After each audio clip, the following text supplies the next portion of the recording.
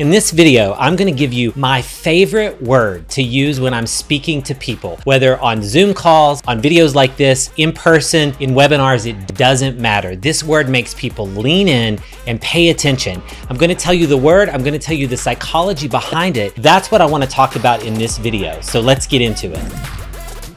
Put your hands up. Do you ever feel like people just aren't listening to what you have to say, especially when you're on a virtual meeting? Whether that's a work meeting, a webinar, it doesn't matter. People are on there, they may or may not have their cameras on, but they're just not paying attention. And do you wonder how you can use your words, your tone, and your cadence to make them actually put their phones down, stop looking at the work they're doing, and lean in to what you have to say? I use this word a lot in my presentations, in person, on meetings, on videos, because it works. And more important than that, I always want you to understand why something works. Because with public speaking and being comfortable speaking on camera, I want you to sound like yourself. And so I want you to feel comfortable saying the words, but more importantly, I want you to understand what is happening in the people's minds that are listening to you when you use these types of words. And it's not the word itself, it's the word, tone, and cadence. So I'm gonna give you this word in this video, but I'm gonna continue to give you more of these kinds of words across the channel. But first, let's get into the word for this video. My favorite word, imagine, imagine, imagine. My favorite word, imagine. How'd you like that? Imagine. My favorite word, imagine. Imagine. Imagine is my favorite word. Imagine is such a powerful word because it's so simple and it's a great introduction to a sentence when you're speaking about something visionary or you're speaking about some sort of future state. So first, let me explain why the word works, and then I'm going to give you some examples for how to use it. So when we're talking to people in any kind of presentation, whether formal, or even an informal, organic meeting where you're pitching an idea, whether it's with your team, it's a professional setting, it doesn't matter. It's important for us to remember that when we're talking to people, we want to try to achieve a couple things. We always want to make sure that we're connecting with them in some capacity, especially if the meeting is very small or it's one-on-one. Then it becomes even more important because there's even a deeper connection with that person. But you want to channel that actually when you're speaking on stages, on videos like this, because we're still speaking to individuals. It just might be a group of individuals. And those people want to feel connected with us and what we're saying. And that leads to the next thing we want to happen. We, of course, want people to buy into our ideas. That is what we want as humans. And so if you're speaking in a meeting and you're trying to get someone on board with a strategy that you're coming up with, you're trying to change a perspective that they have, whatever it is, you need to be compelling enough to not only present the facts and figures and make your case, you also want to help them understand what's at stake if they buy into your idea. And third, let's just be honest, as humans, we're sometimes scared of taking risks. We're scared of change. And especially if the stakes are really high, some people hold on to the status quo so hard that when they're hearing us speak, they're not prepared mentally to open their minds to make a change, to shift their thinking, or to go on that new journey. Now, some audiences are going to be much more closed off than others, and that's up to you to gauge how closed this audience is. Even if an audience is very open to an idea, they still need us to woo them and to give them a picture of where they're going, because ultimately they're going to have to get on board with us no matter what that looks like. Whether we're asking them to go on a strategy with us, if it's our team and we need to execute a big vision, we're needing to roll out a new marketing strategy, we need to build something, we need to create something, there's a lot at stake. Or even if you're a motivational speaker on stage or you're making videos like I'm doing right now, I want you to make a mental shift. And so that doesn't involve a lot of physical action. I'm asking you to really work on your own beliefs. I'm asking you to think about how you approach the world. And I'm asking you to shift it. And though that seems very easy on the surface, that's sometimes the hardest shift for people to make. So just remember going in, we're speaking to people on those different levels, no matter how benign or simple our message seems to be. And we obviously want to woo people, right? We want to bring them on board. We want to get them excited. And depending on how illustrative or how visionary your topic is, sometimes we want them to have fun. We want them to laugh. We want them to really be engaged with what we're saying. And so this word imagine achieves all those things. So now let me give you some examples of how to use it before I end the video on the psychology of why it works and the bigger strategy underneath it. I know many of you that are watching are probably working in some sort of agency job, you're a consultant, you're a coach, you're working in a rather visionary space already. So if you're meeting with your clients, prospective clients, or you're speaking to people in a thought leadership scenario where you want to impart vision to them and help them understand how they can be better at what they do, better in their lives, whatever that is, you're in a perfect spot to use this word. So let's use that as an example. So in my world, I work with a lot of clients and have for my entire career doing creative strategy and creative consulting. So the nature of that job is very visionary and very illustrative. Even if it's a website design or a rebrand or a logo design, all of these things require that client to go on a multi-month, multi-step journey. And at every point along the way, there's opportunity for self-doubt. They've invested money in the beginning, but that does not mean they're on board with all of the transitions needed and getting their team on board. There's a lot going on throughout. So let's imagine we're at the beginning of that project. And so for example, if I'm presenting a project to someone, it's a strategy, let's say, or even a website, there's usually that pinnacle review meeting where you're showing them the initial idea, whether that's visuals, it shows what's going to be on the page, it shows the logo, whatever it is. This is a very visionary moment for them. This is showing them what that future state is going to look like. So in this case, I often will lead those types of presentations, not with showing the functionality of the website, not showing the data and metrics as to why it's going to work, because those things don't compel people. Those help us corroborate the vision that we've painted for them by using the word imagine. So for example, imagine I'm talking to you, you're the client, there's a lot on the line, you're transitioning your website and we've rebranded. Let's say we've created a new logo for you.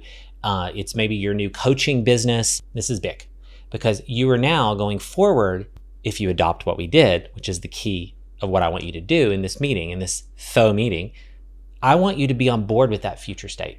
So I'm going to use a fake name client. I'm going to call you Kimberly. And so if Kimberly, you are watching, or Kim, write in the comments and say, oh my gosh, it's me.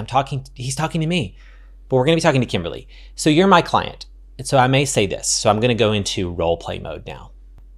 Kimberly, we are so excited to show you our concept for your new branding, your new logo, and your new website. So we're going to get into the details in a moment. First though, imagine a situation where your prospect is able to land on your website and they are immediately greeted by warm colors and they're dropped into your story, the story that got you to where you are and how you can help them unleash their lives and unleash their potential through your work. They immediately feel the words that we talked about in the beginning stages of this project. They feel that sense of compassion that you want. They feel that sense of purpose and inspiration in themselves. And they feel that you're listening to them. That's all achieved in the first moments on the website. And then when they scroll just a bit down, they're immediately dropped into a way to work with you. As we talked about, your next step is for those people to be dropped into that amazing training video that you made that helps them understand how you can help them and give them transformations. So that is front and center. And the way that it's designed, it makes them want to click on that button. So there's an example of how you might use it in a consulting environment. But let me just give you a few more examples because you can use it in any situation. In the case of a product, for example, imagine more people are able to get into the platform and watch our videos faster. They're able to get them more quickly and they're able to drill down and find exactly what they need, which means they're going to be on the platform longer and they're going to fall in love with our new content. That's an example of a media company. Let's imagine it's a nonprofit example, which I've worked deeply in. I've worked with a lot of nonprofits. Imagine by the end of next year, the poverty rate across the country is cut in half. That is possible based on your positioning and what you're able to do. And the strategy that we're going to talk about in this meeting gets us there. And it gets us there with more efficiency and more effectiveness. And more importantly, it's going to win people over more quickly and get advocates on board so that we can get this strategy out faster. That's how we're going to achieve your goal and your vision by the end of next year. Made up examples, but you get the idea how you can really cast vision. So the structure here is pretty simple. Imagine plus future state. So you want to be talking about things here that aren't really data-driven or numerical exactly. Here you want to break down your content and pull something out here that's emotional, that's a human connection, a transformation, a situation, a scene that you can paint where people are getting better, things are improving. You're painting the picture of a situation where people are happier, better off, things like that. That's what you want to do, because then it cues you up for later when you talk about data points, financial metrics, analytics, all those things. Now people are emotionally connected to that future state that you painted for them. It is imperative to do that, because when you give them that vision, they're able to connect those emotions to it and they're able to understand why it matters.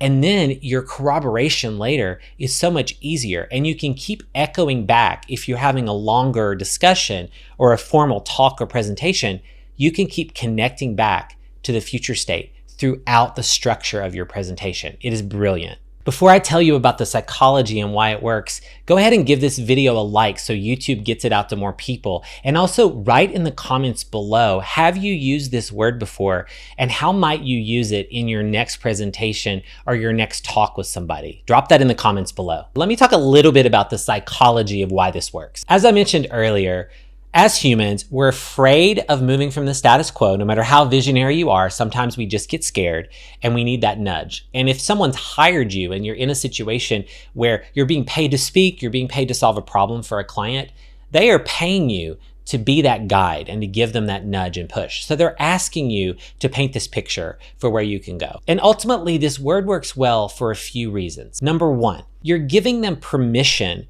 to experience that future state in a safe environment. You're not forcing them to go there yet. You're not forcing them to walk out of the door and go into a scary place yet. You're painting that picture in their imagination. And we know that that's where things really start. And it feels safe for them. And also, as their guide and their speaker, they feel connected to us because it's as if we're walking arm in arm with them into this unknown. And we're painting a picture so they can see what it's going to look like. And we're making them feel safe in the process. Number two, it gives them permission to dream. In many cases, people that are listening to us, especially if we're talking about a transformative topic, or if we're pushing people to really shift their thinking, or we're trying to sell them a strategy where they need to move the needle really far, this is really hard for some people to get their head around.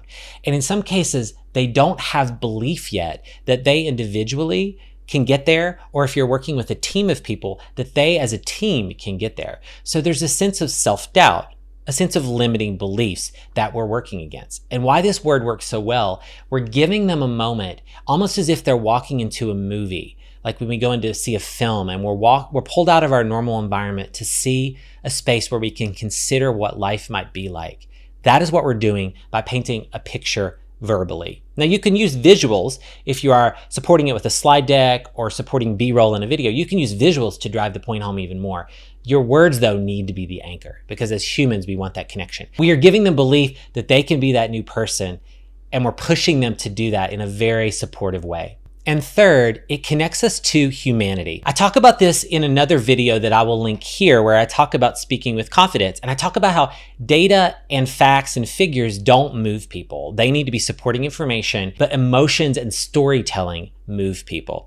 And this works really well because we're leading with a story, and we're leading with a future state of that story so they can see themselves in it. And as you saw in my examples, I included not only them in the story, I included other people that are going to benefit from what they're doing. That is a great combination. If you can combine both them as the hero in the story and their supporting players, whomever they're speaking to, their audience, their advocates, whomever that is, if you can tie those together in that imagine statement, it will work so well because it creates that humanity, because they ultimately want to be confident, they want to be seen as the hero, and they want to see that they're actually making positive change in the world. So that's why combining these things works really well together. So as usual, thank you so much for watching this video, and imagine, A world where you become an even more confident speaker and learn more things you can do to make that happen by clicking on this video here and letting me continue to help you understand how you can become a more captivating speaker. Do you see what I did there? I'll see you in the next one. Put your hands up.